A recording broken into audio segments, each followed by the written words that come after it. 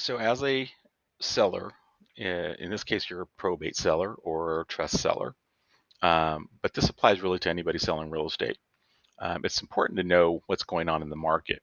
And what we always recommend, since people know that they're going to do this typically at some point in the future, to get acclimated to how their market is reacting, what's the competition look like, what the competition is pricing at, and so that you can see your curb appeal compared to other curb appeals. Only you know what yours is like in this case, because it wouldn't be in the database of the multiple listing. But this is a property search feature that is directly connected to our multiple listing service.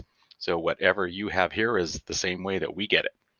And so I want to show you how easy it is and how quick it is to get a search done. And from here, we will go ahead and try to conduct one. So when you click the search screen, you get a search selection field. So in this case, we're looking for single family residences. Let's look up, take a particular zip code. This one happens to be in Los Angeles. And for square footage, let's do 1,200 to maybe 1,500.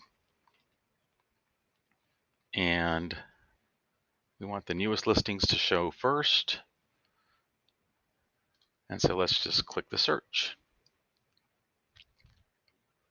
And this is what the results. So you can see there's 48 homes for sale. They are, you can sort these homes on your selection to come highest to lowest. There's different ways that you can sort this. So there's a different pull down menu to see here. As you hover over these, you can click on these, it pulls the property up. This is this property. And if you want to look deeper into this property, you click on it. And at some point you'll get a registration screen, but the point is it's fairly simple to use, and you can even use this video as an example on how to use it. You can save this video and it'll show you how to do a quick searchable link. Remember, this can search by property type, so if you want to search only probate properties, you can do that, as well as searching anything else that's in the multiple listing, from 2 to 4 in small apartments.